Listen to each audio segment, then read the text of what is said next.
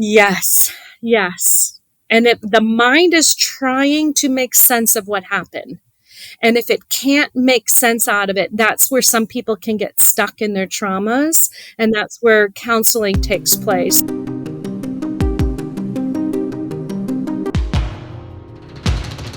Welcome back to another episode of Galvanize and Restore with your host, Jessica Concepcion. And I am bringing to you here another wonderful guest, Bonnie Jo Daniels. I hope you are ready because she delivers so much great content for us today. And remember to subscribe so that you can follow the podcast and the upcoming episodes. This is part 1 of what will be a 3-episode combination. So I hope you enjoy this beautiful conversation. Bonnie Jo Daniels is a licensed mental health counselor and supervisor in the state of Florida who graduated from the counseling psychology program at Palm Beach Atlantic University. She has worked directly with survivors of human trafficking and trauma at both Christ Fellowship Church and Place of Hope in Palm Beach County for the past 12 years. She's the owner of Speak Life Community, a counseling center specifically designed to offer trauma-informed services and supervision to the community. She is certified in TF-CBT, trauma-focused cognitive behavior therapy, also EMDR, and rapid resolution therapy, and is currently getting certified in NFB, neurofeedback. She is a committed speaker and activist with a passion to see people walk in freedom. Her experience includes working with the following agencies to offer supportive services: First Care Pregnancy Crisis Center, Human Trafficking Coalition of the Palm Beaches, Human Trafficking Task Force, and international missionary work in China, Mexico, and the Dominican Republic. She is a community relations specialist certified to teach agencies about the prevention of commercial sexual exploitation of children, which is also called CSEC. She has built a strong network of unity among law enforcement officers, the Department of Children and Families, services providers, non-government agencies that are committed to the prevention and restoration of victims of human trafficking. Hi, Bonnie Jo Daniels. Welcome to the show.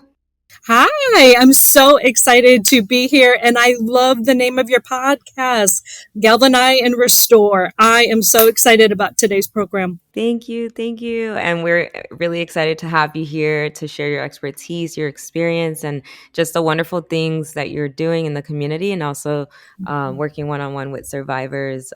You have a beautiful heart, and we're excited to just understand more about, human trafficking, what the impact of that is for someone to experience, and then even on the other side, just the overall understanding of what sexual abuse does to someone and the healing process.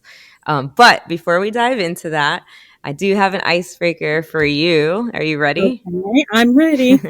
If you could travel to anywhere in the world, where would it be? Wow, that's easy because I'm getting ready to travel in a few weeks to Singapore. Ooh. And I've never been to Singapore, but I love the Asian culture. So I'm excited to jump in. I had the opportunity to travel to China in the past. Oh, wow. And now Singapore. So here I go. Oh my gosh. What are you most looking forward to? Well, Singapore is like the land of agriculture. So it's like a very, very clean version of New York. No pun intended to the New Yorkers out there, but it's extremely clean and just beautiful Oh my gosh. area to go to. So architecture, agricultural, beautiful. Is that where they shot the movie Crazy Rich Asians? I don't know. I just know Joseph Prince Church is there. That's all I know. Oh, okay. Are you visiting?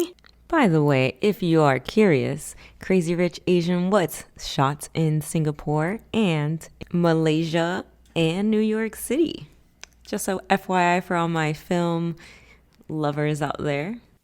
I'm hoping to. I don't know exactly where my hotel is and location. I'm still doing my research. Oh, okay, that's awesome. Oh, well, that's gonna be amazing. You have to tell me how it goes and just the I different will. foods that you try. I feel Yay! like the Asian cuisine is so mixed with the Mm, different street.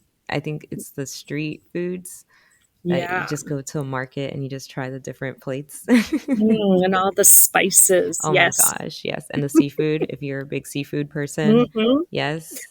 Oh, that's exciting.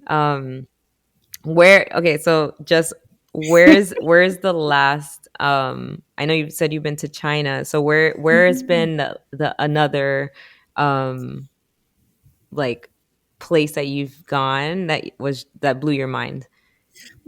Last year, this time, I was in South Africa at Cape Oh, Town. oh wow. And it is so beautiful in South Africa. Really? Oh. And it is like a community of transportation because it's at the very tip of Africa. It's on the bottom tip, and there's just a diversion of ships and railroad Oh and wow. transportation, and just Nelson Mandela. That's where a lot of where he was in prison and all of the activism there that has happened.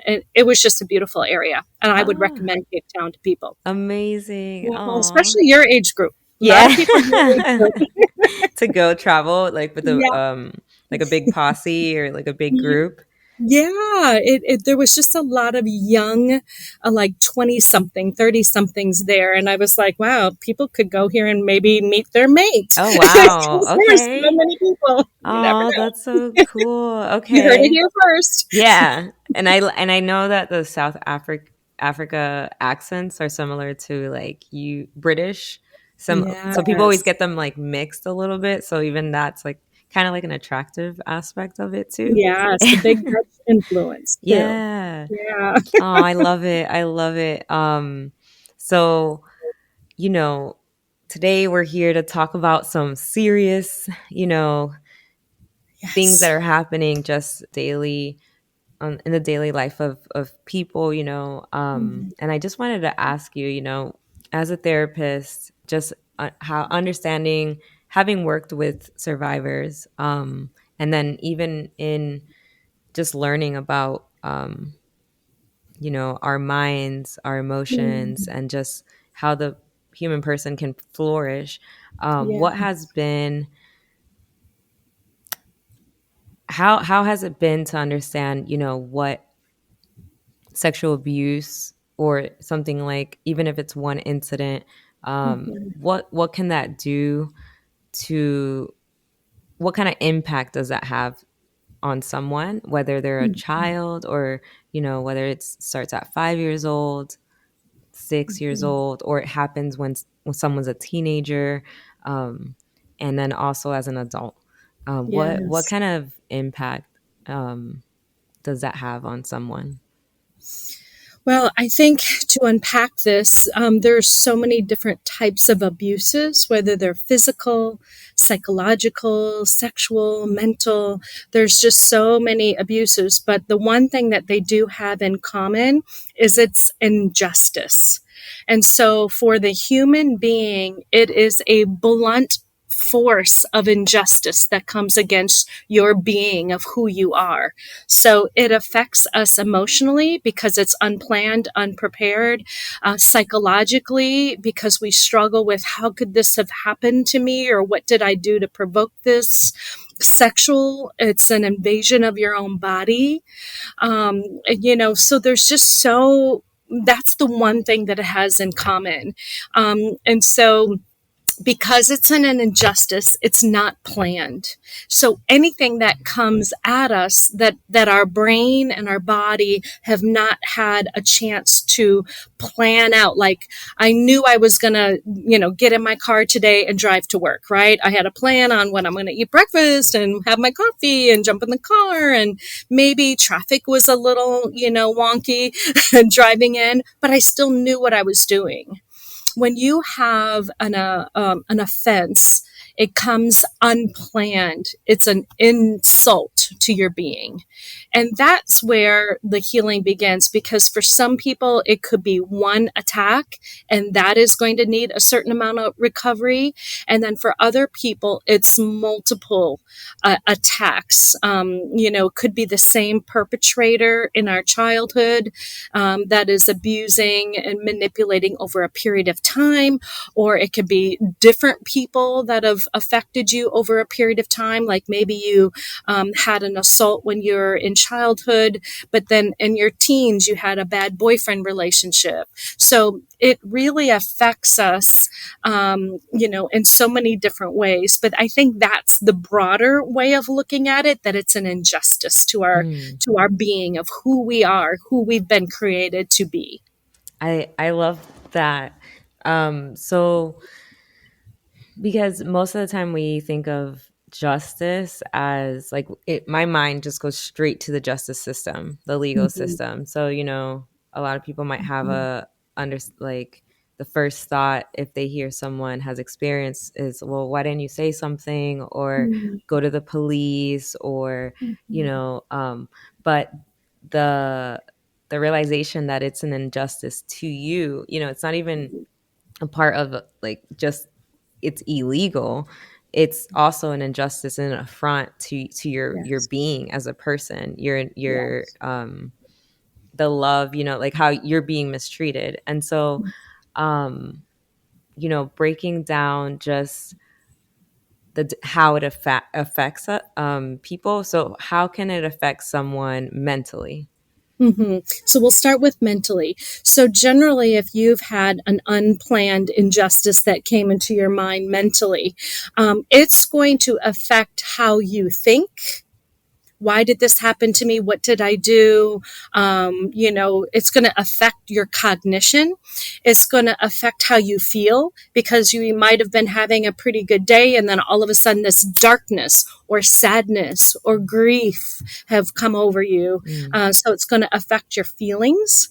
It's going mm, to affect how you behave, your actions, because right after an abuse, you still have to live with yourself. So you have to pick yourself up and do something.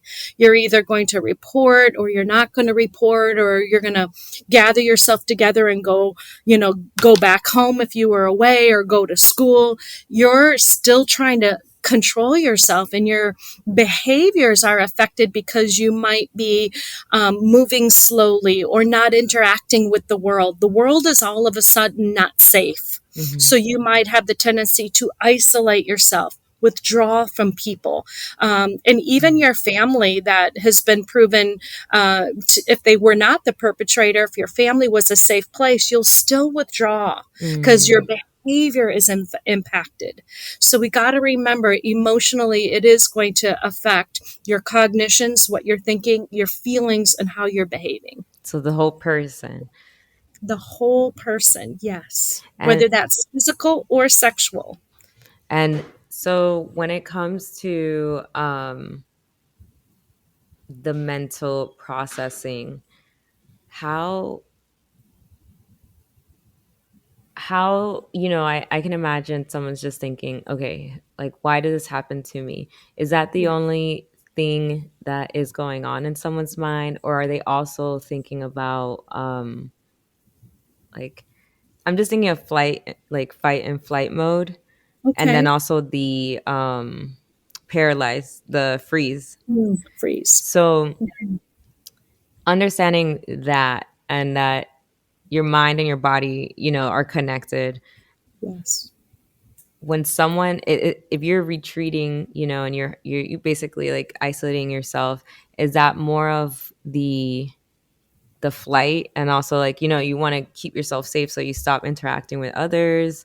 You're also just thinking, like, how long does it take for someone to heal, or Mhm. um to come back to feel safe? Does that Yes. take time? Does that happen on its own? Does someone need help from that? What does that look like mentally, like, to Yeah. come out of that?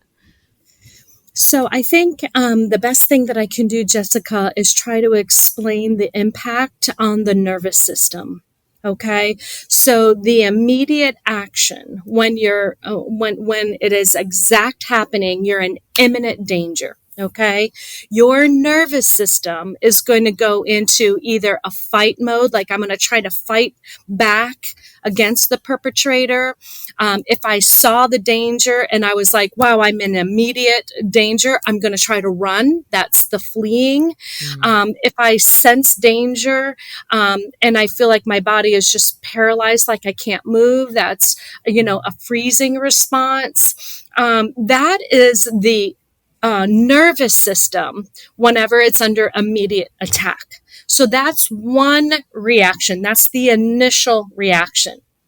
Once that has passed, and again, if you ran away, then it's going to take your nervous system a while to calm down. If you, tried to fight back, but you were kind of confined to the environment for a while, once that threat has lifted, again, it's going to take your mind. So it's how it affects the nervous system. So there's this immediate fight, flight, or flee response. There's another one that's a little more technical called fawning, but I think for the purpose of our show here, let's stick to the three basics.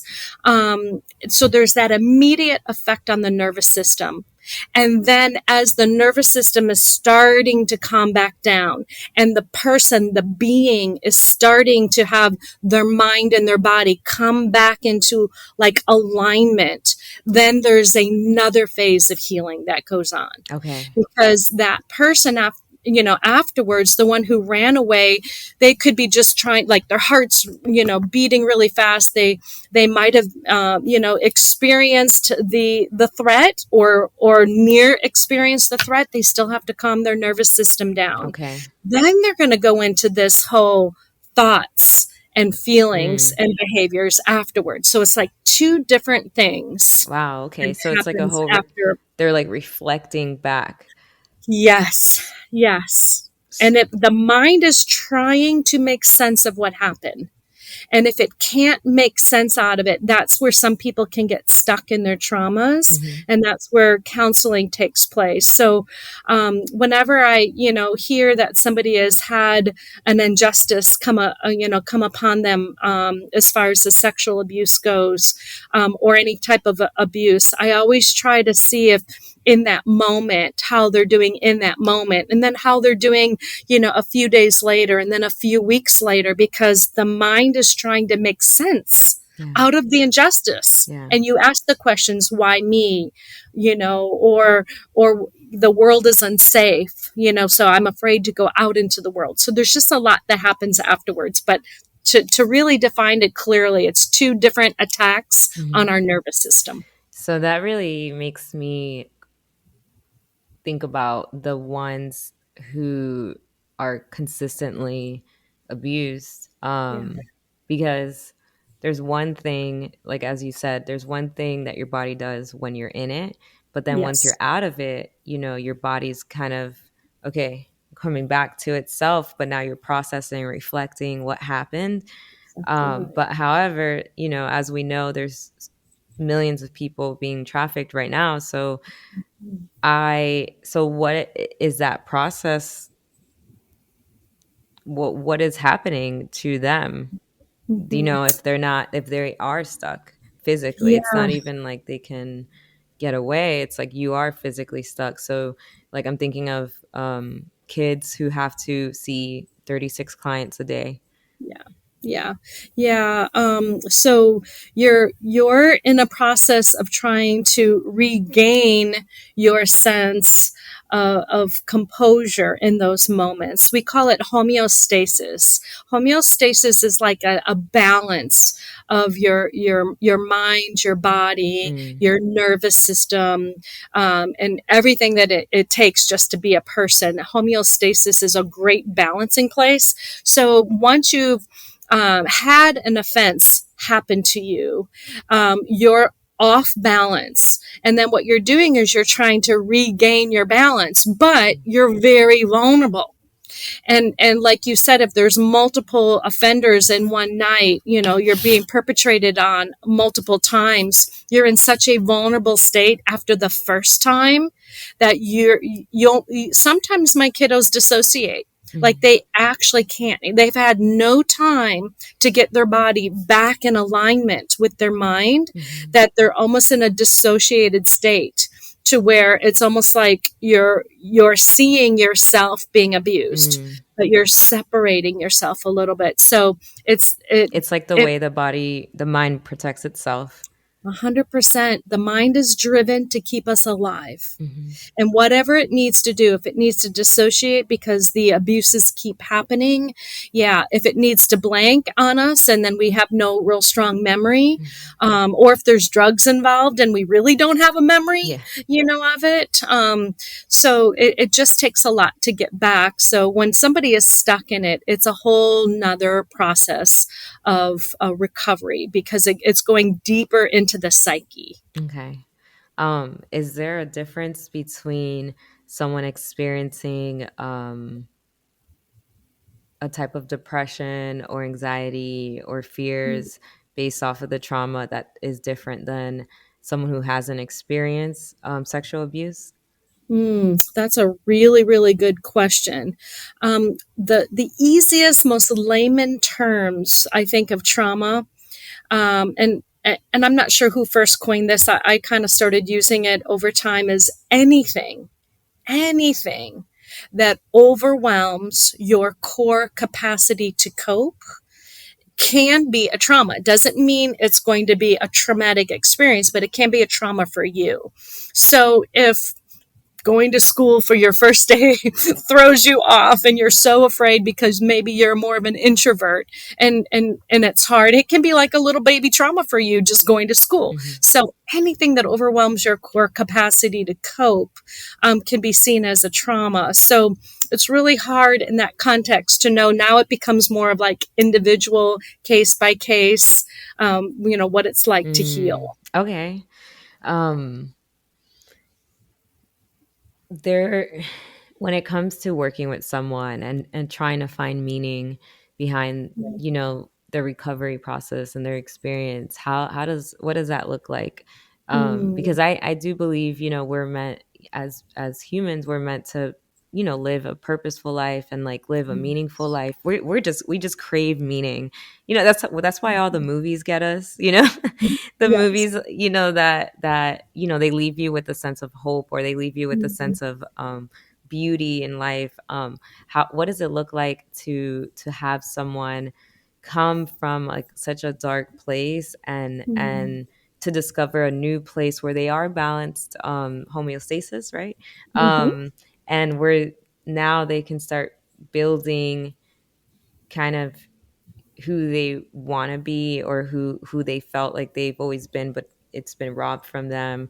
um what does that kind of look like to find those meaningful parts of their life? Yeah. So it depends on the survivor as they're coming to see their therapist for the first time. We have to look at different assessments, and of course, there's different diagnoses. They could be experiencing extreme anxiety or extreme depression, or whatever it is. I take a look at the person and try to assess where they're at.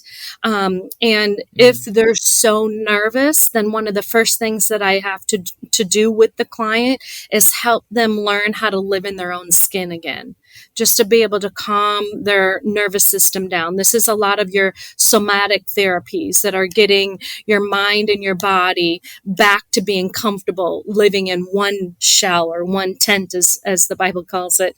Um, and so if that's what I'm seeing in that first session, if I'm seeing somebody that, is experiencing an abuse that happened like, 2 years ago, then that's a little bit different. So for 2 years, they've tried to live, but for whatever reason, they're not growing in their purpose or their meaning. That could be like a different approach. Then I'm trying to look at how they process their trauma. Were they able to actually process it appropriately? You never are going to make a meaning to where it says, this is why it happened, or this is, that injustice is not of God. It is never from that, but it can affect our worldview. So I also have to kind of take a look at where's the client's mind, where are their thinking going? Are they mad at themselves? Like, I should have never went, to the bar alone as a single person. Are they mad at someone else? Gosh, I should have never trusted that person. Are they mad at God? God, why did you allow this to happen? So it's one of those three things that we have to unpack. And all of those three things, whether they're mad at themselves, others, or God, all take a different approach to healing. Yeah. But healing is possible. And I think that's why I love this so much. We didn't talk about it, Jessica, in the beginning. I hope you don't mind me diverging just a minute. But the reason I got into therapy in the first place is because we had operated a safe house, and I wasn't the therapist at that time when we first, when I was first there working. I was working in a different capacity of overseeing, like hiring people and the structure of the safe house. But what I noticed is when we were bringing clients into our home and they could recover there for long periods of time, I did notice we had kind of a turnover of our therapists, and some of them left for very good reasons. They might have been moving or whatnot, but some of them left because the trauma that they were hearing back to back over the girls that were in our home was just like, it's a lot. Yeah. We had such a great trauma-informed team, but when you start to see that much turnover, I was like, no, they're right in the middle of healing. We need therapists that are really trained in trauma and really understand vicarious trauma and how it affects the therapist, and good self-care and how to stay strong in the process. And I really just love to see people heal from whatever it is that they've had to walk through, to what you said earlier, Jessica, to get them back to their purpose, their meaning. That is how they're created. They're created for a reason, on purpose, for meaning. And if something or someone is going to steal that from you, then it's up to us in the caring industry, the health industry, to bring them back, get them back on course so they can regain their life back. And well, that is today's episode. I really hope you enjoyed that as much as I have listening back to it. This woman provides so much profound information on how to look at someone experiencing an injustice, how you can be compassionate, because understanding what's happening to someone's body and their nervous system, and understanding what's happening in their mind, trying to make sense of what the injustice is, whether they're doing it subconsciously or consciously. I believe this information really does help to show that there's things happening beneath the surface in someone's life who experiencing a trauma or an injustice that someone from the outside looking in doesn't understand. And body is such a insane gift that God has given us, and the way it's wired, how it's meant to protect us and everything, it's just so beautiful. But I hope that this episode, was able to show that there is hope, and that God desires to bring hope to anyone who has experienced anything, and that you can walk with a therapist to do that. You can talk to someone that you trust. I think in community, people can foster an environment that creates safety, encouragement, love, joy, peace, the fruit of the Holy Spirit. And I just want to leave us with this verse from the Bible, John 10:10, which says, "The thief comes only in order to steal and kill and destroy. And Jesus said, I came that they may have life and have it in abundance to the full till it overflows."